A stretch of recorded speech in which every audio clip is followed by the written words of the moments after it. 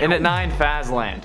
Way back in the day, a fake Twitter Scott Cawthon ended up releasing images about a new Fazland amusement park that was supposedly in the works around the time that FNAF 3 was coming out or being announced, or it was supposed to be the location of FNAF 3, one of those. However, this was obviously a hoax, and we never ended up getting a Fazbear Entertainment amusement park in real life or in a game, which, looking at the events of Security Breach, is probably a good thing, in all honesty. I think that this whole Fazland thing might have also been the inspiration behind the abandoned fan game Sinister Turmoil, or at least indirect inspiration, since that game was planned on taking place in a Fazbear themed amusement park as far as I can tell from the trailer. And I mean, we've also made videos about the subject, with our series about a real pizzeria, and then like the top 10 attractions we'd want to see at the FNAF amusement park. Those were fun. That one was Amanda's idea, actually. But either way, it's certainly something that was believable then, and honestly, still believable now. But if it gets announced again, I'm gonna be taking it with a grain of salt. And at 8, Chrome Freddy. A YouTuber named Jimpathy posted a video called FNAF 3 Chrome Freddy Animatronic Easter Egg, Secret Five Nights at Freddy 3's Easter Egg. That's a great title. The YouTuber found a mysterious animatronic called Chrome Freddy. The color of the animatronic is silver, gold, copper with like a darkish green, lime green, just green. And it has black eyes with white glowing pupils. Sure, it does look real, but there was 3 things that made this Chrome Freddy fake. Number 1, there was no light.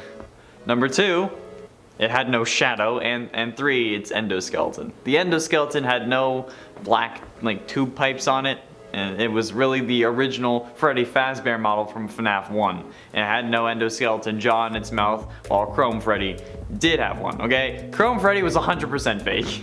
No character exists in the game files for FNAF 3, and the video was just posted as a joke. Jimpathy made the video because he thought it was funny, not because he thought it was real or something like that. It's like the same thing when way back in college I claimed that I had a copy of Elder Scrolls 6 and made a fake game cover and to make a joke video and stuff, okay? It was just for fun, okay? And so is this Chrome Freddy video. I doubt he figured it would blow up as much as it did and that people would think that it's real. It seemed very sarcastic when I was watching it though. And at 7, fan games. There have been multiple instances of people in the comments using points or story elements from FNAF fan games to try to prove my theories wrong. For example, a while ago, a YouTube user commented saying that Vanny's mask appears in a fan game called Aftermath. So my statement of her mask appearing in a DLC to a game that's meant to look back on past tragedies of the franchise, and that could mean that she's from the past, would have been false, even though Aftermath is a fan game that has no canonicity in the main series, which I don't understand because like why would you try and use a fan game to prove me wrong? Like on a video that has nothing to do with that theory, no less. Like you didn't even comment it on that video. You commented it on another video. Someone else even commented on yet another video where I included fan characters for context since the main series didn't have 10, where they said fan games don't count since they're non-canon and are in a different universe.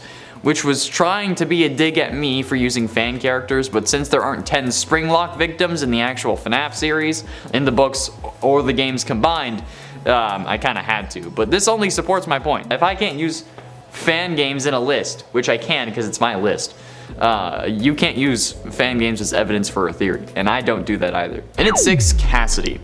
In my personal opinion, I think the idea that Cassidy is the one you should not have killed is wrong, okay? Here come the comments, I know what's gonna happen. In my head, okay, there is way more evidence for Crying Child being the one you should not have killed. If you're interested in the reasoning for that, to actually see if I may have a point instead of just getting mad right away, please go check out that video, it's linked up in the iCard, either now or later. However, the main reason I believe it's Crying Child, aside from the rest of the evidence, is because William would have been the only one around for Crying Child to possess when he dies in the hospital.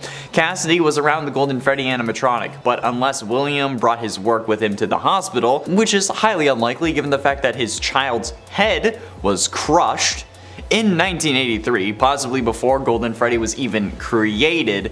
So reasonably, if Crying Child was going to possess someone, it would end up being William. He would then come to see the horrible acts his father would commit 2 years later, and then intend on keeping him alive so that he could suffer for them. Since in the end, it was William's fault that Crying Child died since he had superpowered Fredbear's jaw. Again, which is the only thing that makes sense.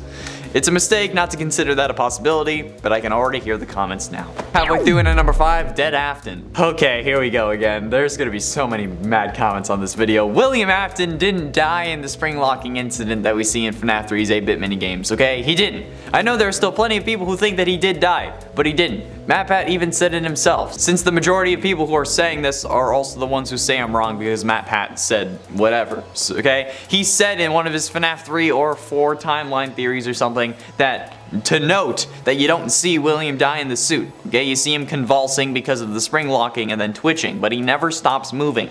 And thanks to the man in room 1280, we know that William was being kept alive by the spirit of one of his victims that the book calls Andrew, but the game's called The One You Should Not Have Killed. And we know that these are meant to help fill in blanks from the past thanks to a Reddit post from Scott from 2020 saying, "Let me at least say this, future games will look forward, but the novels will fill in some blanks from the past." So this book single-handedly gives us a reason as to how William survived all those years other than Remnant, okay? The One You Should Not Have Killed was possessing him, and might still be. We don't know. And at 4, Princess Quest. According to one very adamant viewer during my recent 24-hour live stream, okay, there's a theory going around that MatPat also talked about, now that everyone seems to believe, because again, MatPat talked about it, that the princess in Princess Quest is actually meant to be Cassidy. And while I don't agree with this theory, it's still a theory nonetheless, so I'll talk about it. I'll give it its little moment here. This theory generates from some apparent files within one of the games, guessing that it would have been security breach since there are 3 Princess Quest games in that one compared to the FNAF VR mobile version where there's only 1. But apparently, according to this viewer, those files indicate that the actual name of the character is Cassidy. I don't know how they really indicate that, and I mean, like, I don't know how anyone found that. They wouldn't really elaborate. They just kept spamming that it was Cassidy, despite me saying that I don't care about that because that's clearly not the case in my opinion, because like if you think about it, in the first Princess Quest game, that's when you get trapped by Glitch Trap, right? That's when you get possessed by Glitch Trap, and then you spend the next 2 games trying to break free. Like, the only reason I'd believe that it's Cassidy is for purely symbolic reasons, since Cassidy is trying to torture William, at least if they are the one you should not have killed, which again, I don't believe, which would end up giving her motive to free Vanessa from William's control. But that's the only reasoning that I'd be able to, like, think for this theory, which makes it seem more like a hypothesis to me. And again, we get captured by Glitch Trap in the first game, which clearly indicates that it's actually Vanessa. And honestly, this could be what Vanessa's doing in her head. Okay? Like, this is when Vanny's taken over and Vanessa's not in control, this could be what Vanessa's doing, trying to fight back, okay? But ultimately, in at number 2, 1987 ending. I feel terrible for the poor sucker who figured this one out first, alright? At the end of every FNAF game, there's a bonus night that gives you more lore clues and more scares, but after beating it, you unlock a 7th night where you can customize the animatronics and give them specific levels to see how hard you can make it through, like I was explaining with the 666 rumor. However, if you were to do this in Five Nights at Freddy's 1, you'd obviously be looking for more clues, trying to figure out what the hell is going on in the first place, which would later become an incredible series of games that were just even more confusing. But if you tried to solve this by being a little bit sneaky and inputting the animatronic levels to be 1987, the year of the infamous bite of 87, you end up getting instantly jump scared by Golden Freddy, which, while hilarious, is still creepy and unexpected, especially since everyone was saying that Scott intended this to be how he found out. So people were putting it in. So Scott updated the game to make it jump scare you with Golden Freddy. I get that Scott wanted to shut the rumors down and stuff, but like, why couldn't it just have been a normal night? What if someone wanted to use those levels for no reason other than to see if they could actually make it, and then boom, they get spooked by Golden Freddy? It's kind of rude, but also that's probably one of the scariest jump scares if you don't expect it, because like, I don't know, why wouldn't the game just actually load like every other level setting? And finally, in at number 1, the Purple Guy animatronic. The Purple Guy animatronic legend is an urban legend revolving around the 2014 Five Nights at Freddy's 2. Yeah, that's right, because they both came out in 2014. In early 2015, though, a YouTube video surfaced that reportedly showed a hidden animatronic, reported to be the Purple Guy, the main antagonist of the franchise, who would later come to be known as William Afton. The appearance of the purple animatronic was preceded by phone ringing, and then after the phone rang, the purple animatronic briefly flashed on screen, slumped against the wall of the office in a manner similar to Golden Freddy. However, it was soon revealed that the animatronic was simply a photoshopped image of Golden Freddy with a purple color scheme and then Toy Chica's head. And I think that it's pretty obvious that it was photoshopped. Like, I mean, we've used the image in a couple thumbnails, like every now and again, but no character actually ever like showed up in the game. If there was a purple guy animatronic, it wouldn't be reused assets either. Like, come on, people. I know it was 2015 and a 2014 game, but still, come on. And a 10666 custom night. In the good old days where all we figured was that we were criminals stuck in purgatory, we thought that all the secrets of FNAF could be solved using the game's custom night, where you'd set the animatronics to a specific level and see if you can make it through. However, one such suggestion, the 666 suggestion, was in fact not the case. By setting the latter 3 animatronics to level 6, it was rumored that the kitchen camera would be unlocked and you'd have audio as well as visual this time around.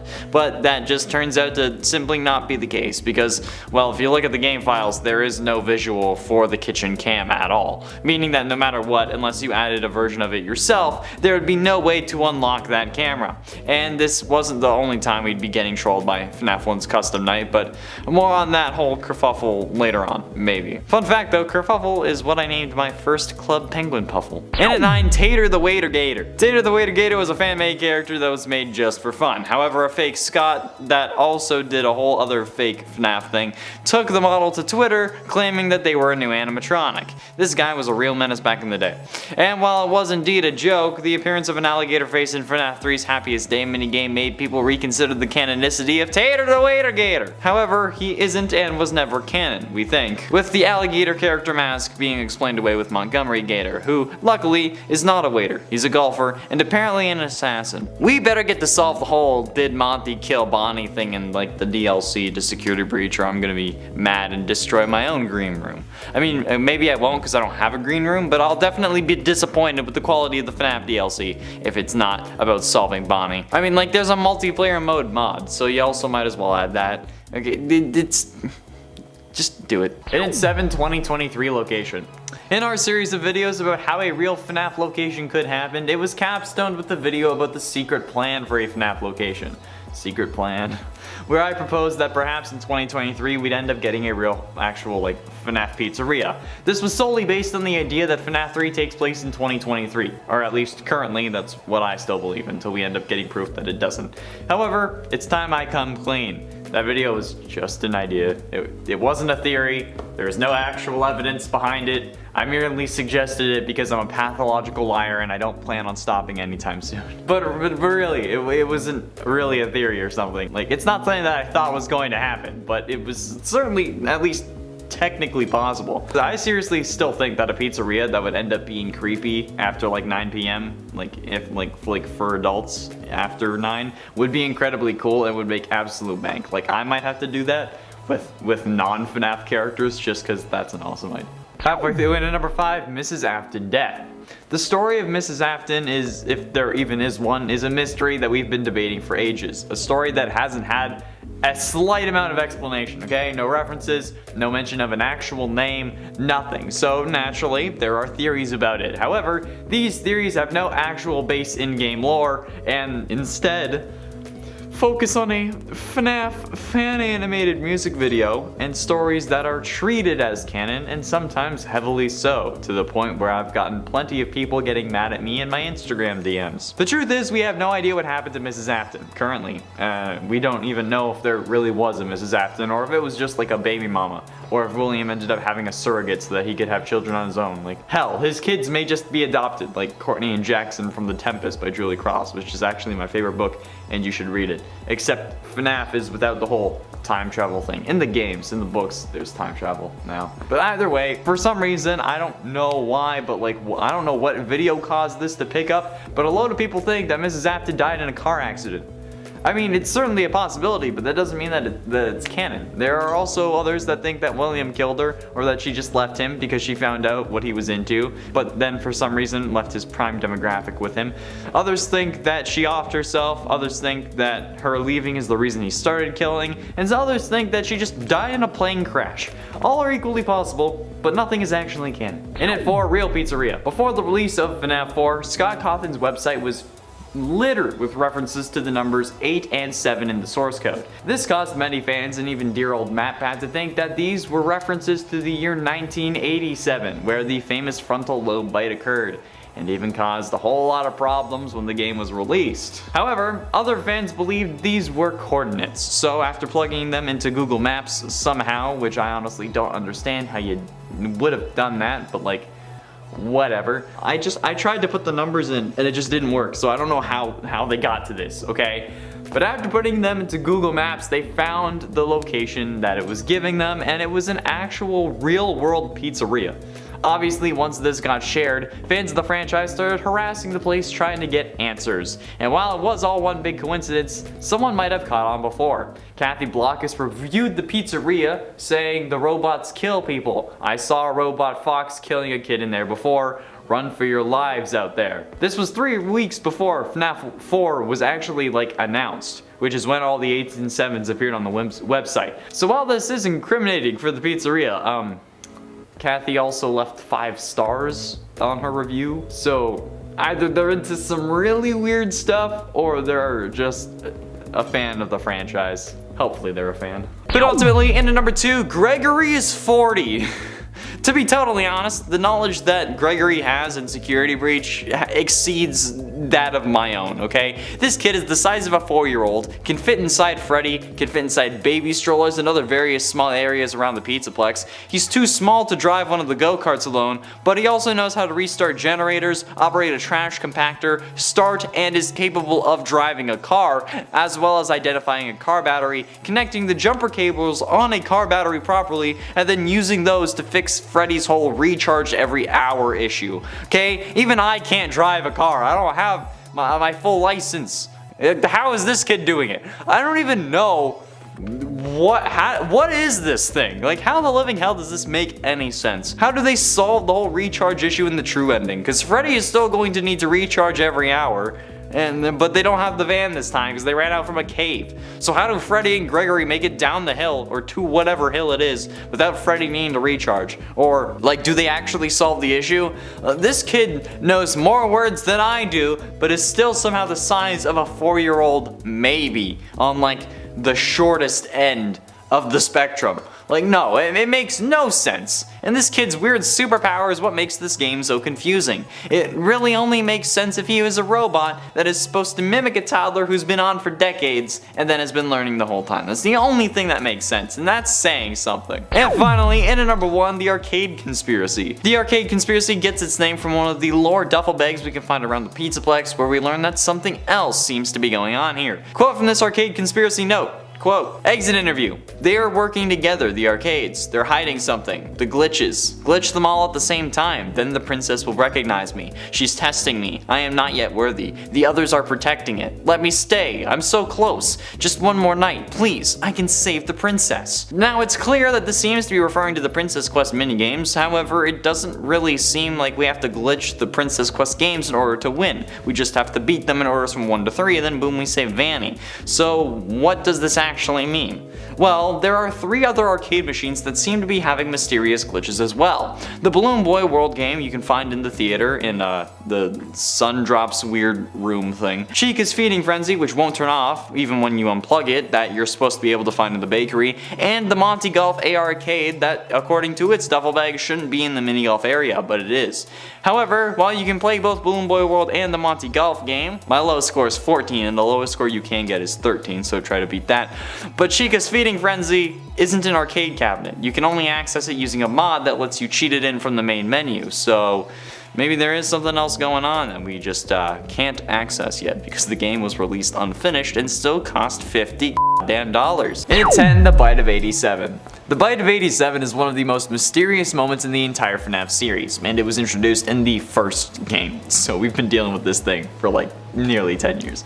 Being introduced into the series in FNAF 1 from 2014, the Bite of 87 has remained one of the most debated points in FNAF history, and we can't quite agree on what happened. At first, we thought it was Golden Freddy who caused the bite, then Normal Freddy, then Mangle, then Fredbear, then Toy Chica, then back to Mangle, and everyone has their different opinion on the subject, but for some reason, people also think that it's confirmed that the Bite of 83 from FNAF 4 is the Bite of 87.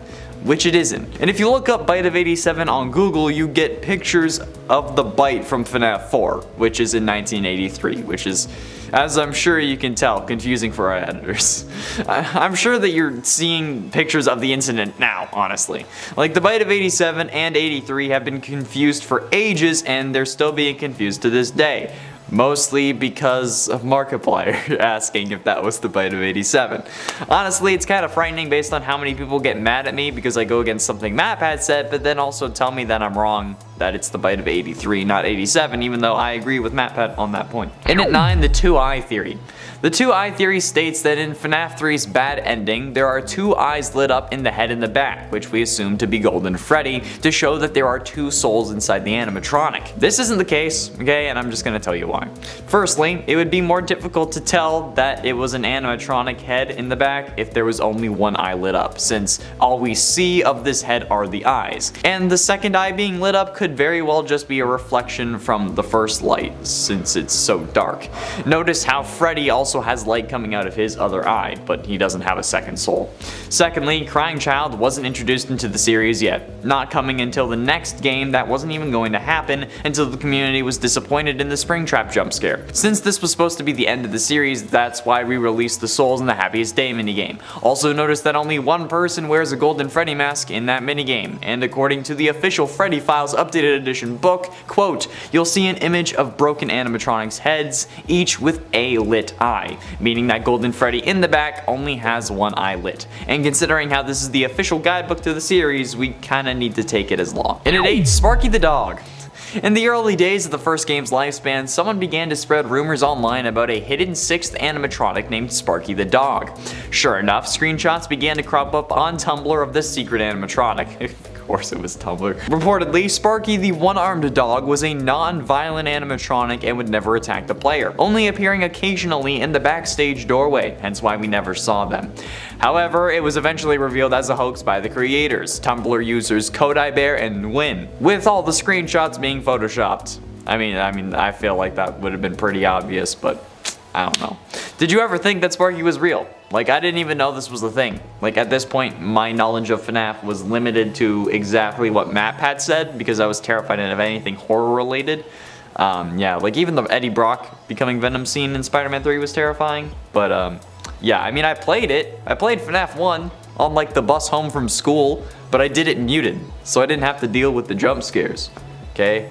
There was a girl sitting next to me. I felt pretty badass. And at 7, the 2-eye theory. The 2-eye theory states that in the bad ending to FNAF 3, there are 2 eyes lit up in the head and the back, which we assume is Golden Freddy to show that there are 2 souls inside the animatronic. This isn't the case at all, and I'm going to tell you why.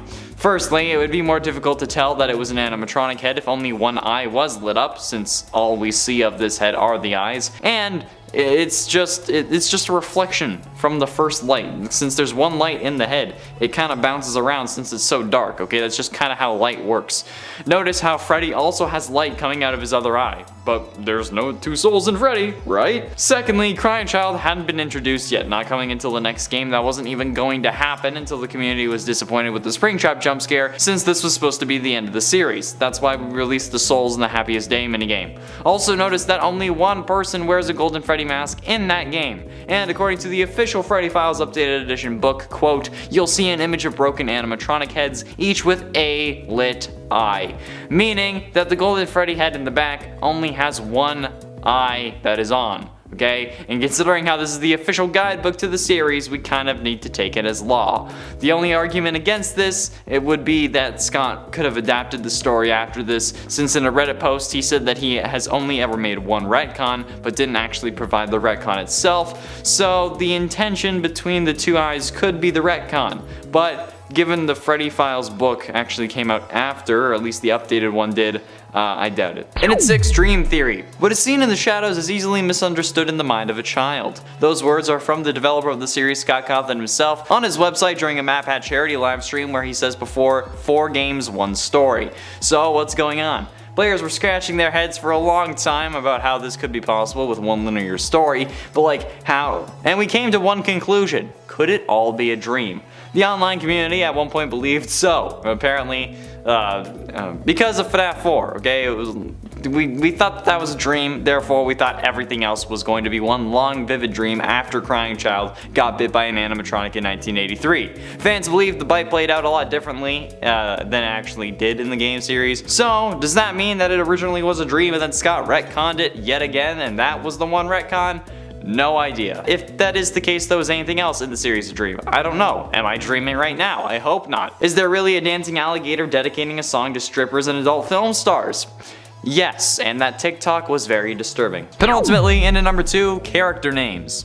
The names of various characters over the years have remained mysterious. Sometimes they don't have a name, other times an alias like the purple guy, or other times they just get random names decided by the community. However, in all of these instances they don't end up actually being canon. And something I've noticed a lot in the comments is the misuse of names that either have no origin or very weak origins and people believing them to be canon. One of the best examples right now is Crying Child and Mrs. Afton. Crying Child currently has 2 names that are really being used, Evan and Chris, although now there might even be Gregory, which is a whole other can of worms. But none of those names are canon, okay? And only one of them is an actual theory, and not even a strong theory at that. So far, they've only been able to find E, V, and A, and not the N in any solid fashion. And the whole Clara Afton thing is just very outlandish to me. Just because there's a name doesn't mean it belongs to someone, okay? Does that mean that like Crying Child's name is Vlad because the purple character was named Vlad, or is that William's new name? Like, no, guys, come on. Look, if you're going to apply those rules to Clara, you have to find someone who's named Vlad, alright? That's the rules. And finally, in number 1, origins. Going along with the whole we don't know anything about Mrs. Afton thing, or names are being misused, we don't really know why Afton decided to start killing people, and more particularly kids specifically. He could just be your good old run-of-the-mill psychopath, but some people assume that it's because his kids died. However, that is literally impossible, since his kids died as a direct result of him wanting to kill other kids. Elizabeth dies thanks to getting scooped by Baby that was specifically designed for that purpose, and Crying Child died after Elizabeth and as a result of an animatronic with too much bark in that bite. Since like I've been saying in other videos for ages, there were no spring locks that could have failed in the mouth since it was already in suit mode, so all the spring locks had been released, also there'd be no spring locks in the mouth because it's an open mouth. So his children died as a direct result of him wanting to kill kids. It could have been that when his wife or baby mama or whatever Mrs. Afton was left him, that's what caused him to trigger, but we can't know that for sure. The truth is, we really have nothing to go off of as to reasons why William started killing, because it wasn't because of possession or his kids, because he doesn't learn about those until after he starts wanting to kill people, okay? Maybe a Fazbear Frights book will let us know when like the 12th one comes out with all the discarded ones. I don't know.